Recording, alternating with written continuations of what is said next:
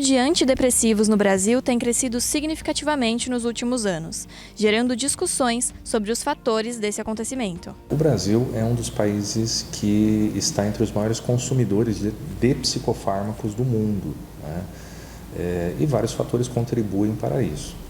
Notadamente, nos últimos anos, especialmente durante e após a pandemia do Covid, foi bastante perceptível um aumento na prescrição, no consumo de psicofármacos em geral, mas principalmente de antidepressivos, né?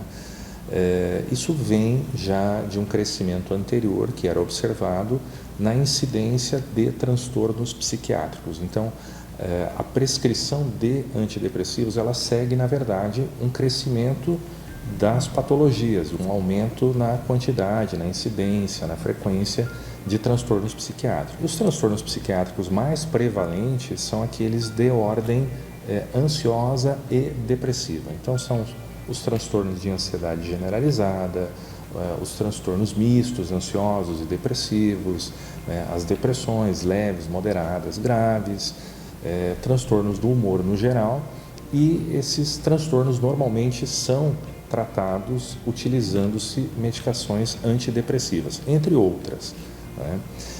Esse crescimento, então, como eu disse, ele acompanha um aumento das doenças, acompanha também, por um lado positivo, uma redução significativa no preconceito da população quanto à necessidade de tratamento para os transtornos psiquiátricos, que são problemas de saúde que têm uma prevalência elevada, trazem um nível de sofrimento elevado.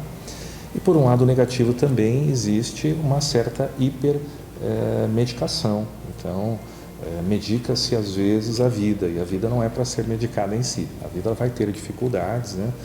Então, por vezes, existe uma prescrição equivocada, né? Ou até exagerada em alguns casos. O que a Associação Brasileira de Psiquiatria recomenda é que as pessoas sejam avaliadas, elas tenham um tratamento por um profissional qualificado, que no caso dos transtornos psiquiátricos é o médico psiquiatra. O médico psiquiatra, ele saberá avaliar, ele saberá diagnosticar os casos que necessitem de tratamento medicamentoso e saberá usar de forma racional as medicações durante o tempo do tratamento. A maior incidência de transtornos, principalmente do humor e ansiosos, ela se dá em adultos jovens. Então, pessoas na faixa de 25 a 40 anos tem sido a população com o maior crescimento desse tipo de transtorno e, por consequência, também do uso das medicações. Isso se deve a vários fatores, dentre eles ser a população que está economicamente mais ativa, está trabalhando mais, por vezes trabalhando excessivamente, dormindo mal, estressada, não conseguindo fazer atividade física, ter um bom tempo de lazer ou com a família, e isso somado colabora para que esses transtornos eles se desencadeiem ou agravem-se. Existem, na verdade, muitos estigmas e muitos mitos, né? Os estigmas é de que, por exemplo, a pessoa que faz uso de algum psicofármaco, antidepressivo, essa pessoa está louca ou algo assim, né? Na quase totalidade das vezes é alguém que está com seu juízo crítico perfeitamente preservado, são pessoas absolutamente normais, mas que estão passando por algum tipo de sofrimento psíquico, né? Normalmente de ordem depressiva ou ansiosa.